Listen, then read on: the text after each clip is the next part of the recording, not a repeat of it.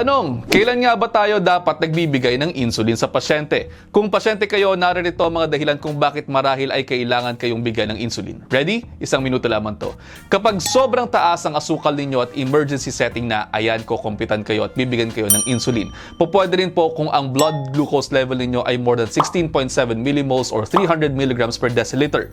Kung ang inyong HbA1c ay tataas sa 10 at kayo po ay umiinom na ng mga oral meds for diabetes, kung kayo po ay mayroong sintomas ng mataas na asukal pero nangangayayat pa rin kayo, kung buntis at mataas ang asukal, at kung hindi na talaga po pwede sa inyo mga oral anti-diabetic meds. Baka dapat na kasi kayong i-shift sa insulin kapag kaganyan. Karaniwang tanong, nakakasira ba ng kidneys ang insulin? Hindi po. Ang nakakasira po sa bato ay ang disease process ng diabetes o yung sobrang pagtaas ng asukal. Hindi po yung insulin mismo, dahil ang role ng insulin ay mapababa ang blood sugar para hindi makapaminsala sa inyong mga bato.